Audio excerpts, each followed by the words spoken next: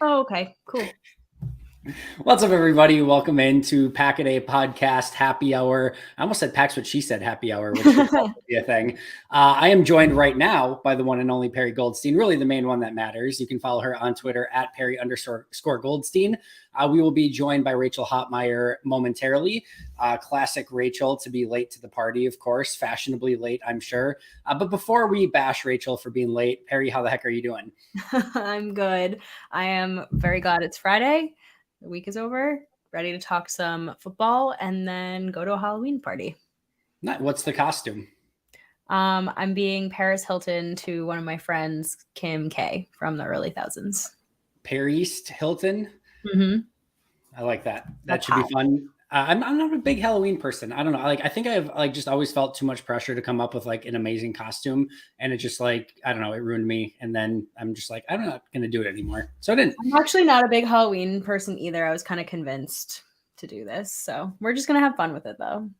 I like that. I love that for you. I hope you have an absolute blast. But before you do so, we have to have a happy hour first. Are you drinking now? No. Well, that's a mistake. I've got a mellow yellow, which I'm very excited about that I haven't had yet. I know. No cheap plug for mellow yellow. They're not paying me to say that, but they should be. Let's start off with Packers updated injury report.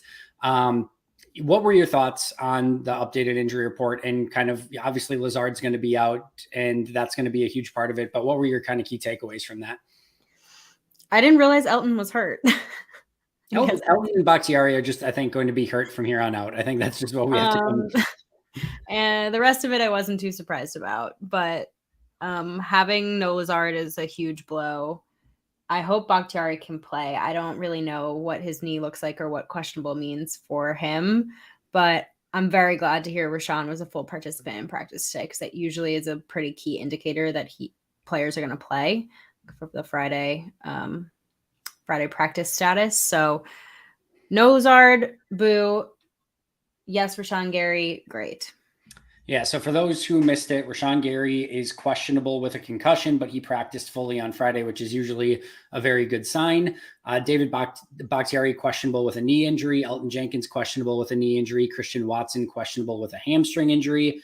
And Al Lazard and Shamar Jean-Charles are both listed as out for the game. So I think the big one, I mean, all of the key ones there, and Gary, Bakhtiari, Jenkins, and Watson, they're all of some level of importance, right? But it just very much feels to me, as difficult of a game as this is already going to be, if they were missing Rashawn Gary to get after Josh Allen, just good night, nurse, right? That would have basically sealed it right then and there. Yeah. I mean, I still don't feel great about this, even with Rashawn Gary. So, but he certainly makes life a little bit tougher on Josh Allen. Well, let's start there, because this is clearly, I mean, I want this to be a happy hour so we can discuss fun Packer stuff and not just the difficulty of this game and some of the awful things that have gone on through the last 3 weeks of the season. But in your opinion, and I know you discussed this on Packs What She Said, but how does Green Bay sort of stay in this game and keep it competitive and try to pick up somehow steal a win in Buffalo? Keep the ball out of Josh Allen's hands. Literally just keep Josh Allen off the field. If you are going to, and look, when the Packers offense is actually playing its best brand of their version of football, they actually do have the recipe to win this game. If they can execute their offense properly, which is a huge if this season, they do have a formula, right? They usually have 8 to 12 play drives. They sustain 6, 8, 9, 10-minute long drives. That's the key to winning this game, is just simply keeping Josh Allen off the field. So if they can do that, if they can control time of possession, run the football effectively, just drag out their scoring drives, then they have a shot. But it's just a big if at this point. I think, and we've talked all year about the flashes that this team has shown, right? And flashes only get you so far. You have to be a competent football team for 4 quarters if you want to beat teams like the Buffalo Bills. But we've seen this defense in almost every game put up an awesome half of football. We saw a Packers offense against a pretty darn good Tampa Bay defense. I know they're not quite the same this year, but still a pretty darn good Tampa Bay defense. Go down the field 3 consecutive times and should have had 3 touchdowns had it not been for the Aaron Jones fumble. But like touchdown, touchdown, touchdown. We've seen that in flashes. They just somehow, some way need to find a way. And we've seen the special teams not completely crap the bed in games, even though they have basically the last 2. Like, they just need to do that for a full half. Like, if Green Bay can play offensively like they did against Tampa for a full game instead of just one half, then they're going to have a chance offensively. If defensively they can actually put together 2 halves of football, then I think they have a chance. If special teams can make it that Amari Rodgers isn't muffing the ball every time it comes near him and giving up block kicks and everything else, then yeah, they're going to have a chance. So that to me is what needs to happen, is they have to play a full game of competent football the way that we've seen in flashes. And it can't just all of a sudden be like, all right, well, the defense just allowed 4 straight scoring drives again, and the offense forgot about Aaron Jones, and the offense forgot to do like everything that they had worked for them early in the game. Like, those are the things that have been frustrating. And if they can put together a game, then they can make it challenging for Buffalo. Yeah, again, big if, because they haven't been able to do that yet this season. So like, I don't know. I just don't want it to be a blowout. Like the bar is kind of low. Like, the Bills are the Super Bowl favorite for a reason. They have a myriad of weapons, which we can get into. They have a pretty good defense at this point, even without Tre'Davious White. They have the MVP favorite of the season so far in Josh Allen. Like, they are the team to beat. And so I'm not sitting here being like, I think the Packers can go in there and win. I just want them to be competitive. Like, I just want them to show up awake, like you had a cup of coffee, like you know who you are, and go play. Even if they lose 35-27, right? Like, at least you scored 27. At least you showed up and you threw some punches. Like, the bar is so low, but that's like, to me, would be a win, even if they come away 3-5. Can you imagine if I told you in training camp how we're talking about like a moral victory sounds like a victory? No. Like, it just, but like to some extent, it's literally there. And I know like the old Mike McCarthy where nobody's underdogs and things like that. And maybe this team comes fired up and like plays a complete game of football. I know, Aaron Rodgers said that maybe this game is the best thing for them. I'm going to go ahead and disagree and say that this game is probably not the best thing for them. Buffalo has been unstoppable at home. They are, they've come off a bye week. Green Bay is like, Green Bay needs a bye week desperately, and they don't get one until week 14. And speaking of needing a bye week, guess who's finally here? She's here. The one and only Rachel Hopmayer. Rachel, how the heck are you doing? No, now that my mic is up and running, things are better. How the heck are you guys? Doing amazing. For those of you who have not followed Rachel in the past, you can follow her on Twitter at Rachel Hopmayer, so cleverly named. She is a sports reporter for Spectrum, former Packers reporter for NBC 26 in Green Bay. And I should probably intro Perri better as well. She, of course, is found on Pack's What She Said and Pack-A-Day podcast as well. Friends, I'm so excited to be reunited with Rachel. And of course, Perri, we get to talk often, but it's still the best. So glad to be talking to you both. Yeah. Remember when the 3 of us used to podcast together? That was so fun. My heart is We need to talk about that, because I don't think enough's been said about Rachel stabbing us in the back. Really? Because Joey Big B already made it pretty clear. Yeah. So, like, have you thought like a little bit about like how selfish you are, of how like you went for your own career and like what was best for you and didn't stop to think about how it would affect Packers Nation? Because things have, let's just be real, fallen apart since you've left. The Bills have taken off and accelerated to levels they've never been at before. I have no idea. Luck charm, apparently. You just brought it all with you. It's like really unacceptable. And see, here's the thing. I think you were already flirting with Buffalo by the time the Packers were in the playoffs last year. Right. So like, I think it's fair to say that they probably lost in the playoffs because you were, looking around a little bit. Like, it's just unacceptable all the way around. Let's just make some things clear. The more I think about it, I don't think I was flirting with Buffalo formally until I don't think we were in the formal stage of our relationship until after the Packers run. So because they so eloquently cut that short for us. So honestly, thank you, Packers, for giving me the space. Secondly, I don't want to jinx anything that I've got going on here, but if you look at my resume and the places I've been and the championships that have been won, it is kind of crazy. But we didn't get one? Yeah. The Bucks and the Ryder Cup. I can't control how it gets doled out, but like the Bucks got it. That's all I could say. All right, fine. How are the Sabres doing? That's the most important thing. Sabres are doing well. They did just lose 2 in a row, but I think they're 4-3 on the season now, and they've got a pretty impressive skill set going on.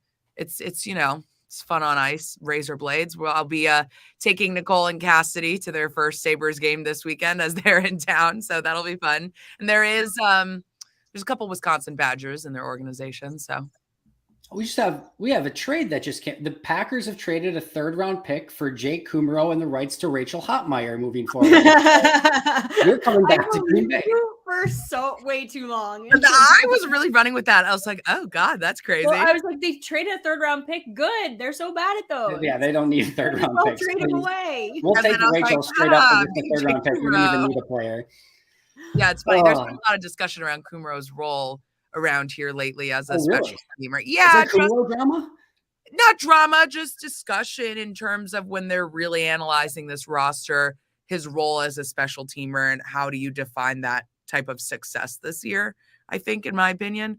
He's also been dealing with injuries. He was on the injury report this week, and I believe, if I pull that up, he didn't get a game status today, but he did fully participate. So are we going to see a Kummerow Rogers jersey swap after? For sure. Come on. That's like even money right there. Yeah. I'm not betting on this game, but I'd bet on that. What I would think more is like there wouldn't be a Micah Hyde jersey swap because he's obviously not playing right now, but will we get that sort of, action? Is he going to be there even though he's been around the facility lately? Good. I love Micah Hyde. I think that'd be sweet. That was the first player I remember being really, really upset that left the Packers in free agency. Oh.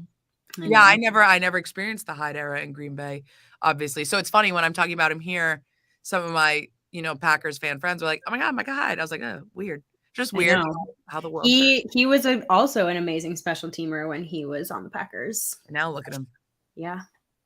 We all miss Jake Kummerow. So you get the best of everything. Your team is winning. You get access to Jake Kummerow. Like, it's not fair. And you were just totally selfish, leaving Green Bay, unacceptable. But anyway, give us the rundown on the Buffalo Bills, the scouting report, how they've been playing. They've been crushing people at home. Yeah. What's the news in Buffalo? Yeah, I mean, when it comes down to it, I think one of the biggest questions I've been asked this week is there a path for the Packers to beat them? And when you look at the loss to the Dolphins, like, how did that happen? Is there a way to replicate it? And at the end of the day, I think a lot of that just came down to poor clock management, and that was just a learning lesson. If the Packers want to beat this team, AJ Dillon and Aaron Jones are going to have to pull out performances of the season. There is simply no way to beat the Bills in the air. I'm pretty sure that they have allowed the second fewest amount of touchdowns this year, which would be 5. And they're tied with a couple teams for that. But I mean, still, defense, you've got Vaughn sacking guys at the right moments. And you've got guys willing to swat down passes. I mean, you're blocking punts and kicks out here. It's really hard to score on these guys. And I don't think the Packers, given the tumultuous few weeks they have, even have the charisma to pull that out on Sunday night, which is sad because when you look at this primetime matchup, that's everything you want it to be, an absolute shootout. I just don't think that's going to be it. If the Packers want to win, they've got to run a really gritty ground game. I'm sorry, did you say shootout? Shootout? A Green Bay Packers shootout? Yeah, those don't exist anymore. Slinger duel, if you will. Aren't the Bills isn't the Bills defense averaging like 13 points a game? Literally like 13.5. Well, guess what? The Packers offense are also averaging 13 points a game. Great, fun. All right, I got kicked out, so I missed a little bit of what you said. But before you joined, Rachel, I also was talking about, I think the only way for the Packers to stay in this game is if they just simply keep Josh Allen off the field. Like there is no other way, because you you know that like they're going to score points, and you know that there's going to be an explosive play, even though Joe Barry's whole defense is about limiting the explosive play. Like Josh Allen can score 98-yard touchdown in 2 seconds. Like you just have to keep him off the field. It's the only way. Yeah, unfortunately, it really is going to come down to clock games, and doing what you can to own and manipulate that. It's just at the end of the day, when Josh Allen gets on and he's able to even a 10% chance of connecting with Gabe Davis, Stephon Diggs, Isaiah McKenzie, Dawson Knox, there's just enough targets for him, and they're really able to own their coverage. And I think that's what makes Buffalo such just a demonstratively difficult team to play against, is because like even if Green Bay's offense does get going, right, and they take advantage of some Buffalo mistakes or whatever, and Green Bay puts up 28 points, which would be like, oh wow, they put up 28 points. Like Josh Allen can blank and put up 35, 40 points if they need to. Yeah. And Stephon Diggs, Gabe Davis, like that entire offense is extremely explosive as well. There's just not a ton of holes on that team.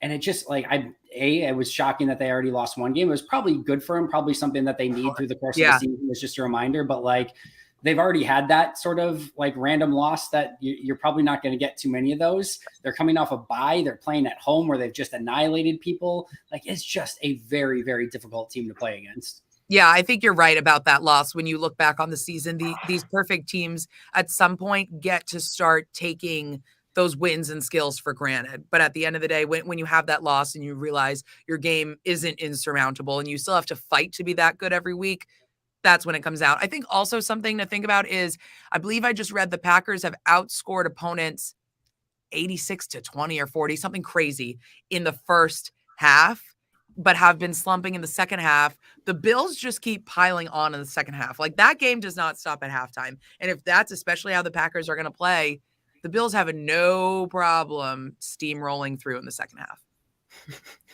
This is Perri, so fun. I keep getting kicked out. StreamYard, stop. I keep wondering. I didn't know if that was an artistic decision or just you. No, it's StreamYard. Anytime you say something she doesn't like, she's just like, I'm out of here. Bye. What's been the atmosphere in Buffalo? And obviously it's a really difficult place to play. Their fans are amazing. Have you been put through a table yet? These are the things that I need to know.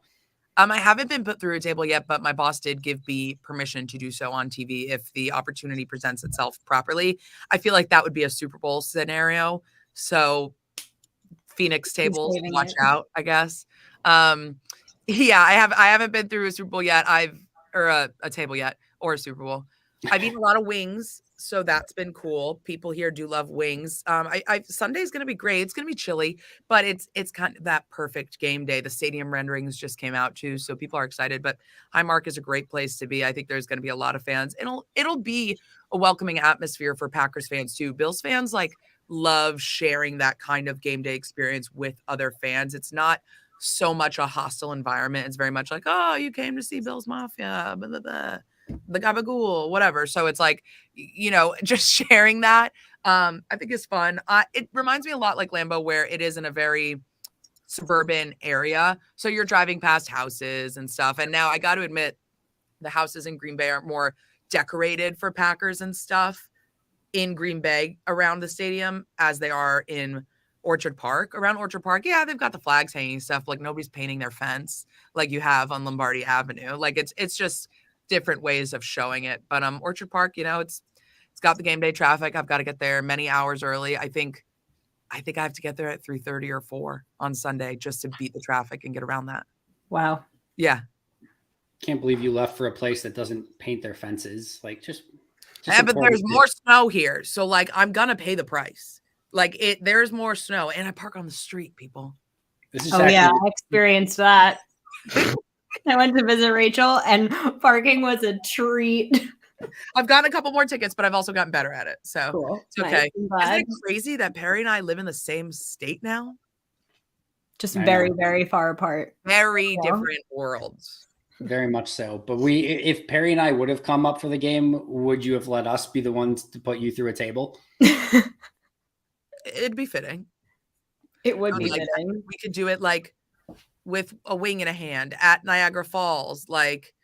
There's also this sandwich here. I don't know if people know this. It's a buffalo sandwich. It's called beef on weck. It's like roast beef, And weck is the type of bread. And it's basically like a Kaiser roll with salt on it. But that's a thing here too. Yum. If you're not interested in wings. Yeah. What's the cheese curd situation? You know, I almost had curds at something the other night because I'm missing them, but then I stopped myself because I was like, it's not right. Like they probably just chopped up a cheese stick and fried it, and that's some BS. Now, what I will say, Wisconsin has curds. I'm not a beef on wet gal, but what Buffalo does have, and this is my hottest take, is I think Buffalo presents this invention, and dare I say it's better than the buffalo wing. It's called a pizza log. Okay, let that sink in. Imagine an egg roll wrapper. You take a bite. And it's pizza inside? And it's cheese, marinara sauce, and pepperoni. You don't want to know how much. That's amazing. That's really there is a place in Green Bay that has an egg roll mozzarella stick. So it's like the deep fried egg roll with like the mozzarella cheese inside, and then you dip it in marinara. So not too different. You don't have to dip. You can dip these in marinara, but like there is sauce inside. Now, this is like a trademarked thing. Like a pizza log is a term. I am gunning for a pizza log sponsorship. Like I eat a lot of them. They're sold at bars. They're sold in the frozen food section of the grocery store, Wegmans, anywhere you name it. I air fry them at home. I eat them at the bar. Like they're a huge clip this. Now, clip this for her. They also come in taco logs and apple pie logs. What's your favorite? Pizza log? Pizza logs. It's a classic. So, this is the most fired up I've seen you about any topic we've ever discussed. So for Packers fans in town, you know what? If I could tell you to get one thing, everybody's got a wing take, but do yourself a favor and eat a pizza log. I'm extremely hesitant to move off of pizza logs because I think we should probably spend the entire time talking about this. Order some for the podcast now. Exactly. But I do want to ask you, just kind of key matchups and what could ultimately decide this game. Let's go under the impression that this is going to be a entertaining, close game and that Green Bay has the ability to stick with Buffalo. What, in your opinion, Perri, I will start with you, is your matchup that you're kind of watching in this game? Or maybe it's not a matchup. Maybe it's I know you said keep Josh Allen off the field, but whatever direction you want to go in. Oh, it's 100% Jair Alexander versus Stephon Diggs. What do you even mean? That is, I don't even care what the score is. Like that is A+ superstar level matchup. That is must-see TV. Like that, and Jair, is like coming off his game against Terry, like super pissed. And I think it's going to be a good one. Like I think Stephon is obviously going to get his. I think Jair will also get his. And it's just going to be iron sharpening iron. You know what I mean? Just one of those. It's going to be so fun. I just hope that Barry lets Jair still shadow Stephon as much as possible. I mean, I fully also expect that Sean McDermott is going to move Stephon Diggs around, try to get him away from Jair Alexander. But that matchup, amazing. I think when it comes to that, like when we talk about the secondary, you're right. Like Sean's totally going to move Stephon around, but also I think, again, we come to this scenario where the Bills have more significant and successful targets than the Packers secondary can cover, no matter which way you draw it up. So yeah, maybe he does let Stephon struggle with Jair a bit because, like Perri and I were talking about before this, I don't think Stokes has reached the trajectory of being able to cover Gabe Davis, especially on the boundary. It's just not happening. Now, this time last year, I would have said the potential is so great for Stokes, and I'm not saying that's up there, but he hasn't continued that same trajectory his sophomore. He's in a sophomore slump a little bit. Right. But I was also saying that, like, what if they move Rasul out to the boundary? And that could be a much more I don't know what you do with Stokes then, because Stokes isn't going to move inside. No. But I think Rasul probably has a better chance of covering Gabe. Yeah. But then you also have the issue of Dawson Knox and like who's going to cover Dawson Knox, because I don't feel great about Savage covering Dawson Knox. Does Barry maybe, play a little bit more dime because there are just so many more players to cover? Yeah, but also then you take away the ability to get pressure on Josh Allen. But at the same time, pressuring Josh Allen does nothing for him. Like he's in the league under pressure. So you might as well give up one of the defensive frontmen and try to cover and just like trust your secondary to try to make a play on the ball. I don't know. I think that's going to have to be an in-game adjustment, because you can go in and have the plan to pressure Josh Allen. And hey, if your guys are reaching him, by all means, keep doing that. But if you're can you even take him down if you're right.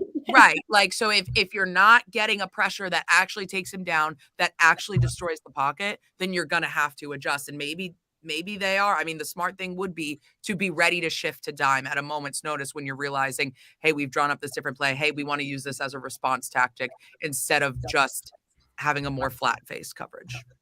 Rachel, what's your matchup you're going to be watching in this one? I mean, I miss watching Jair. Like, he's good. And like Diggs, like he is him, as the kids say. So yeah, no, that'll definitely be it for me. All week I've been thinking about Packers secondary on Bills receivers, simply because that's the most electric action we're getting. And ultimately I don't know, Vaughn reaching Rodgers would be a more exciting prospect if it didn't look so easy to do the last few weeks. Does that mean?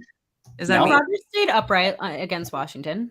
That's because he got rid of the ball in like under 2 seconds. Yeah. So, and I think, and smart, like you have to develop your response time if your O-line's not protecting you. And we've all seen what's going on with Jenkins' trajectory return back, all these different pieces. So, like, yeah, maybe is it a hot take to say Vaughn will register? I think it's fair to say he's going to at least sack Rodgers once. I think it'd be hotter to say if he would sack Rodgers twice. I'm willing to say it. Vaughn will get his. Yeah. And he certainly is. He's proving to be worth every single freaking penny. I'm not shy and I'm not too egotistical to say I really didn't think it was going to be that significant of a difference when you look at a team that already had at least a lot of the pieces. No, he's making his presence known every snap. Yeah, this Bills team, I was talking to Mike Wall about this earlier today for the episode that'll air on Saturday. This Bills team right now reminds me a lot of 96 Green Bay Packers. Like, they found their quarterback, Josh Allen, Brett Favre. They got their high-paid defensive end, Reggie White, Von Miller. Like, they're coming off a couple, like, you could see that this is an ascending team for a while, just like the Packers were in 94, 95, but they just couldn't get over the top. For the Bills, it was the Chiefs. For the Packers, it was the 49ers, more specifically the Cowboys, that was giving them a lot of trouble. Right. It just feels like this is a team that has put everything together. I know losing Brian Daboll is tough, but they've replaced him without really much of an issue. And it just seems like they have everything. You're laughing about Brian Daboll over there? Yeah, I just thought that was a funny comment to make. Well, it's like they didn't lose like anything else is like the point, so. There's the most complete team in the league right now. Yeah. And that, how can you even argue that when you've got, I mean, we're arguing who's falling apart worse, like the Packers or the Patriots. Like, it's just, when you look at teams that have the right pieces, and the Chiefs are, you look at them and they look great on paper, but they're not even putting together the significant hard wins like they should be, when the Bills are just exceeding expectations almost every week. I'm really interested in watching Quay Walker in this one. I think this is the type of quarterback from a mobile standpoint that they go and get a Quay Walker for, right? And obviously Devondre Campbell plays a part here, but Quay Walker is a freak athlete who I thought is coming off of his best game from a week ago. They let him fly around a little bit more. And I just think that, if you do get pressure on Josh Allen, one of the things that he's so great at is maneuvering the pocket or just running if and when he needs to. Like, he's just such a complete quarterback. And I want to see how Buffalo tries to attack Quay, because when Quay has to do a little bit more thinking and you can get him involved in some of the crossing plays and stuff like that, he has struggled. But I am very interested to see what he can do against Josh Allen this week. I think that's a fun episode. And I think that totally makes sense for the offseason acquisition. This is exactly the type of matchup Quay Walker should be facing, eating up, going for that, a quarterback that likes to hurdle. When you let Devondre Campbell and Quay Walker fly around, I mean, that's what quarterbacks are scared of. I agree. I think it's going to be a fun matchup. There's things in this game, regardless of score, where I really am curious to see how Green Bay responds. We haven't really seen Green Bay against a vaunted, high octane offense like the Bills. And I do want to see how this defense responds to that. Do they up their level of play? I want to see how Green Bay's offense answers some of the questions that we've been asking of them all week. Rich, I do want to ask you this as well. You're obviously still very in tune in some respects to the Packers. You're obviously still following a lot of people on Twitter and stuff like that. But from a a national standpoint, from a non-Packers standpoint, what's been the view of the Packers this season as more of an outsider now?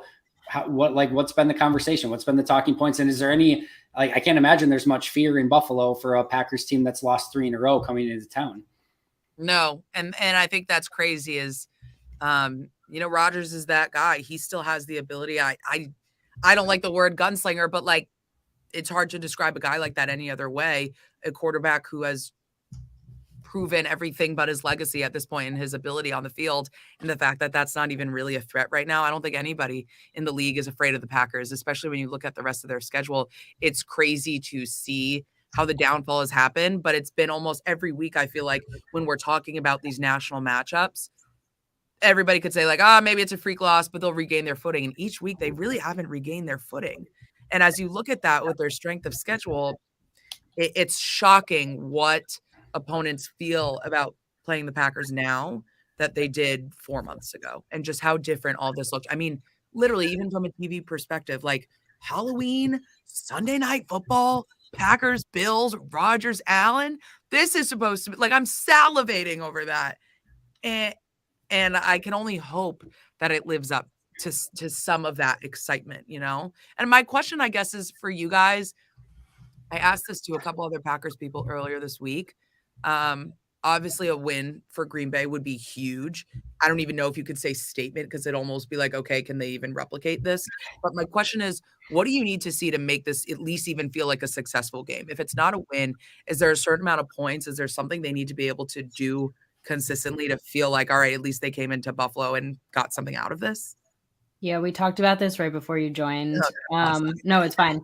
I mean, I want to see them put up a fight, right? Like, I just want to see them play better. It's a pretty low bar, but like, don't roll over. Don't let this be a blowout. Like, my biggest fear is this being another like trip to Tampa in 2020 or a 2019 49ers trip where it's just like 38-3 and it's just like you didn't even try. Like, just try. Put up some points. Even if you lose, I just want to see, like, can you sustain a couple of drives? Like, can this offense put up points? Can you look in rhythm? Like, just something along those lines. I don't blame you. Let me ask this a different way, because I'm curious for both of your responses in this, but like there's probably 3 different outcomes in this game, right? Like, either they get crushed, they lose a close game, a competitive close game, or they win a competitive close game. I don't think the Packers crushing the Bills is within the realm of reason or possibility, but they could win a close game maybe. Mm-hmm. Like, what are the 3 different outcomes for the Packers after this game, like based on that? So I guess like if the Packers just get annihilated by the Bills, if it's 44-3 or something, like it's just done. Is there coming back from that? Yeah. Are you just selling? Exactly. Or making some serious changes and like reevaluating life after that. If you get a close defeat, is it something like, when the Packers lost to the Patriots in 2010, or when the Giants lost to the Patriots before the Tyree helmet catch and they ended up beating them in the Super Bowl? Like, is there a world where a moral victory where you stuck with the best team in the league and made it competitive could actually galvanize the team a little bit? And then lastly, again, you guys can go in any direction you want with this, but like, how much would a win make you forget about some of the shortcomings that have happened in recent weeks against the Jets and the Giants, if at all? Like, do you forgive more of that if, like, all of a sudden, all right, they just went into the best team in the league's house and beat them? Like, there has to be some feeling of like, okay, maybe there is still hope and there is still a chance this season for them to get on track. So I'll let you guys go in any direction you want. Perri, I'll start with you. Like, what are the 3 outcomes here? I don't know. I think the Packers, I talked about this on Packs What She Said this week. Like, I just think the Packers are in a really bad position right now. They're in this like weird middle ground, no man's land, where like at some point along the season, you're going to have to pick a lane. And they're not all in, right? They ran it back with Rodgers, but they're for sure not all in. It already felt like this weird halvesy restart with these like new receivers. It's not panning out well. They're not winning games, so it doesn't feel like a team that can contend. So if you get blown out by the Bills and it's just so you're on a 4-game losing streak at this point, your playoff window is very, very rapidly closing. Like, this team has got to decide, especially with the trade deadline so close, like, are you going to just sell? Are you going to figure out, you have to make a decision about Jordan Love. Like, are you going to even go that far and try to see what you have in this guy that may be your future?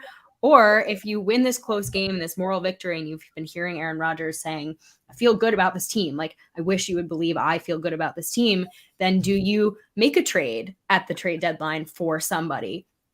Go in a little bit more and bolster that offense and just say, like, you know what? We already paid the guy $50 million. We might as well go all in because we're going to have to blow it up in a couple years anyway. Like, let's go get Bradley Chubb. Let's go get Chase Claypool. Like, let's just go. Like, they have to decide, though. I think after this game, like, regardless of what happens, you got to just, like, go with your conviction and run with it.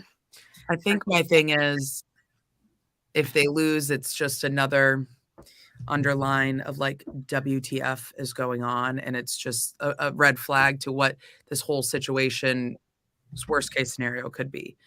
If they lose a close game, I don't know that the Packers locker room, from what I've garnered, is in a state of being able to, like, see the silver lining and the positive in that. It just seems so fractured right now. Whereas the Bills, when they lost to Miami, like, they went into Miami knowing that Miami was a good team. And I feel like a lot of people saw Miami, but a lot of people were like, well, the Bills are still going to thump them, whatever. Miami was a good team, and the Bills very humbly went in knowing that, and they accepted that, like, yeah, it sucks we lost the way we did, but, like, yeah, we did put up a hell of a fight. I don't know if the Packers are really getting the sweetness, getting the juice out of that statement if they come to Buffalo and lose a close game, only because that'll be the 4th in a row. It's not like this is their 2nd or even 3rd loss in a row. Now, if they somehow come up with a very close margin of victory, would it be incredible? Yes. But to me, it would be more important what they do next, because to prove that it wasn't a freak thing and that they actually do have this in them and can perform like this consistency, that was just a streak in the dumpster. What else do you want me to call it? I like it. Yeah, I do like How do you feel, Andy? You're moderating, but I want your answer to this question too. I was talking to a friend about this earlier today. Like, I feel like obviously Goot will reevaluate a little bit after this game from a trade deadline standpoint, where, like, you know what, if they ball out and they win in Buffalo, then I think he probably views it differently of, like, okay, like, this team still has enough juice in it. And yes, maybe we go get a wide receiver. Maybe we go get a tight end. Maybe we go get something that can help this offense get jump started a little bit. I think if they lose, but it's close, maybe he does something really small. Maybe it's a Kendrick Bourne. Maybe it's, something like that, where it's like, okay, you've added something, probably not going to change a whole heck of a lot, but hey, we did something, right? And we'll see if something sticks, like Rasul Douglas from a season ago. Mm-hmm. I know that wasn't a trade, but obviously same sort of apples to apples. But same timing of such. Exactly. And then I think if they lose big, I don't think they're going to sell, and it's really difficult to, like, pinpoint anything that they would actually trade away that would have enough value for them to do that at this point. But I think he probably just stands pat and says, like, all right, we're going to fight to see live to see another day this offseason, see what happens with Rodgers and Bakhtiari, and kind of go from there. If they lose close or whatever happens, then I think you have these checkpoints, right, where it's like, if whatever happens in Detroit after this then becomes a major game, because if they lose to Detroit, imagine if they won against the Bills and then they lost to Detroit, like, everything's for naught, right? Like, I would actually almost rather have it the other way around, because, like, now you've just taken, like, you got momentum, you got to win in Buffalo, and then you lose in Detroit, and it's just like, all right, that's exactly right. It proves to me that there is no point, not only in a moral victory here, but if you can't even produce that consistently, if you can freak beat the Bills and not even beat the Lions, what are you doing? Because it is not a coherent game of football. To me, it comes down to, after Bills, Lions, Cowboys, are you 500? If you're 500 after Bills, Lions, Cowboys, which means you have to go 2-1 in those 3 games, likely losing to Buffalo and then beating Detroit in Detroit and then Dallas in Green Bay. You're 5-5 after that. and probably coming off a 2-game win streak against the Lions and the Cowboys, or somehow probably spectacularly beat the Bills, beat the Lions, probably lost to the Cowboys, something like that. If you're 5-5, it's game on, especially with a crappy NFC, and you're probably still on pace to make the playoffs. I think if you are 4-6 after that, you're probably facing an extremely difficult uphill climb. And while you could have a run the table scenario, I don't see that. You've got Philly on the schedule. You've got Miami on the schedule. You've got Minnesota on the schedule. And there's very few layups after that. I think there's one more game against Detroit, one more game against And Chicago. the Bears. Yeah. And that's it. Everything else is going to be contested. The Rams is going to be contested. So I don't know. I just think that if they're 5-5 after Cowboys game, it's game on. Anything else worse than that it's just not going to cut it.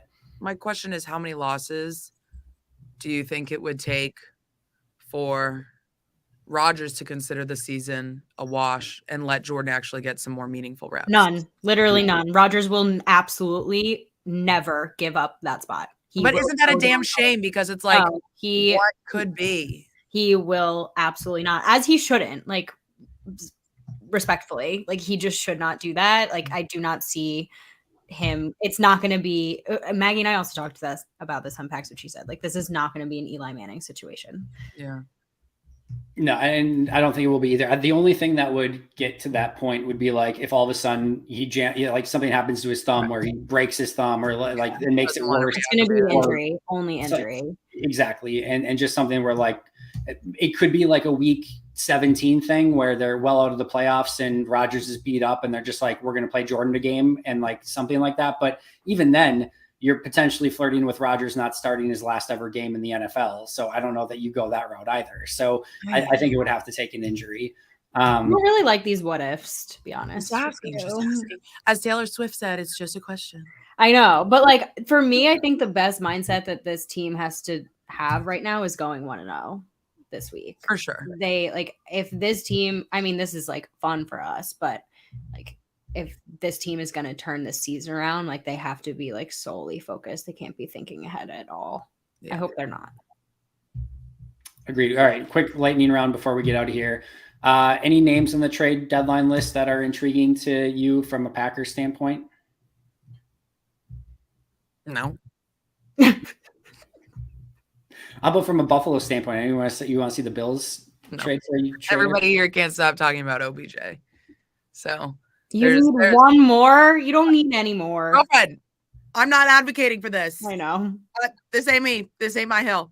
Not my circus, not my monkeys. But everybody wants him, and I'm just like, I thought the whole point was getting Vaughn, and that's your last piece. Like, I also really don't think they need him. So what are you significantly getting up? I could have seen some OL dumping a few weeks ago in order to make that happen. I just simply don't think it's necessary. So, Perri, anyone from a Packers standpoint? Maybe you should get OBJ. I mean, okay, here's my thing. OBJ would be awesome. Is OBJ healthy? Does OBJ want to come play in Green Bay? If OBJ didn't want to come play in Green Bay last season, he for sure doesn't want to come now. He's not winning a ring there so far. Like there's zero chance, right? I think the Packers could make a trade with a team like the Broncos, with a team like the Colts, who are also in a position of their season where they're like trying to decide like how this is going to go. I would love to see them make a move because there are enough holes that I think a trade would be warranted, but it feels a little bit different than in the past seasons where Packers fans have been able to be like, hey, maybe if they go out and get an OBJ or if they get another receiver, then this team feels like really complete. That fixes one problem instead of plugging three. Exactly. Like this is like, to use my analogy that I used on Pack a Day, like the Packers have like 3 bullet wounds right now, and a receiver is gonna like sew up one of them. They still got bleeding in other areas, so I don't know if they want to give up draft capital. It doesn't feel like a very Packers thing to do. But the rumor about them going out and getting someone on the rookie deal, that feels very Packersy because sure, you're giving up some draft capital, but you're also still planning for the future because hopefully this is someone who stays in the building. Developmental. Yeah. I also think it would be a very good thing to go and trade for a defensive player. I just like see it happening. But I don't know. There's no like one name, and I'm not usually like this, so this is pretty like on par with the way I see things. But like, there's no one person I'm like gonna die on the hill for. It does feel a little bit like getting a wide receiver would be like somebody going in with like a fatal bullet wound and a like strep throat, and they give them medicine for the strep throat. Yeah. Completely ignore the bullet wound. Be like, here's some strep throat medicine. Get the heck out of here. You'll be fine. But yeah, I don't think there's any perfect scenario. Like I did an episode on this, just this week of like, any fixes have to come from within. It has to come from 1265. There's little things that they could do, sure, and maybe get a player that could help a little bit, but like you got to fix the O-line. You got to play complete on defense. You got to still fix the special teams. Like, you're not going to fix all of it with like trades. You've got to figure out the solutions from within. All right, before I get you guys out of here, last question. Prediction for Sunday's game, Packers-Bills. Rachel, I will start with you. You're clearly the heel, the bad guy in this one, so we'll start with you, and you can pick your Bills team over there. I want to make it a good score prediction without being mean.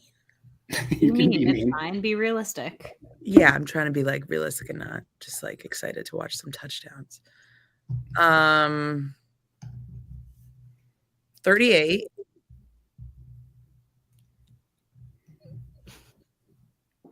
to 14. Yikes. Okay. Perri.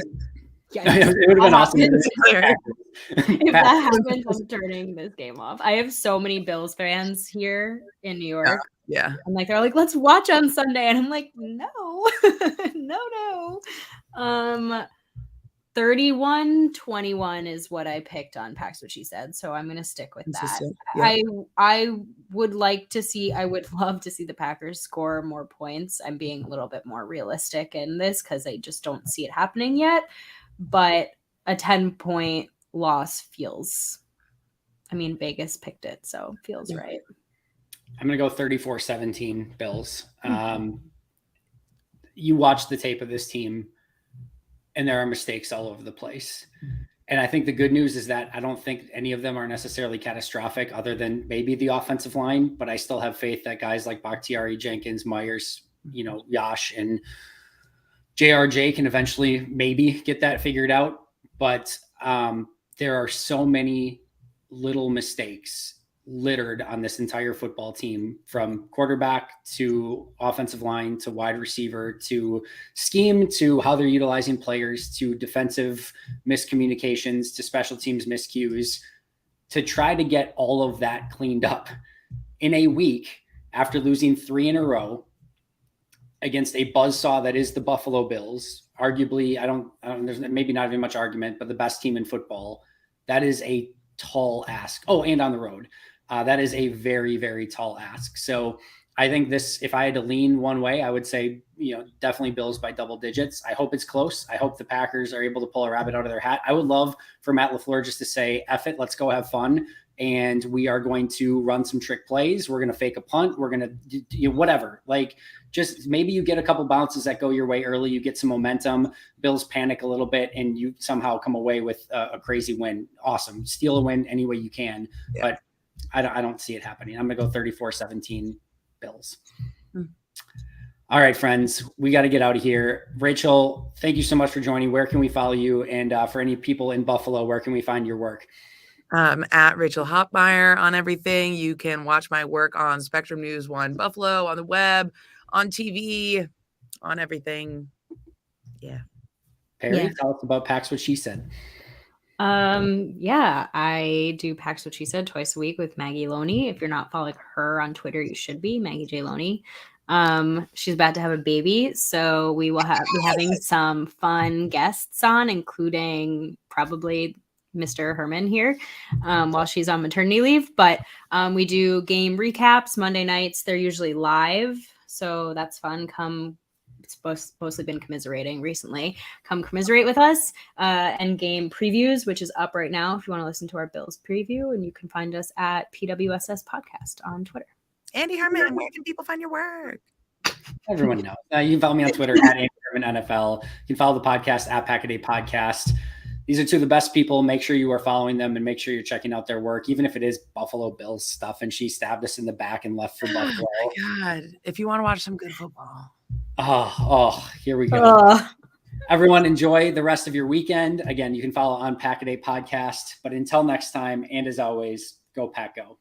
Go Pack Go.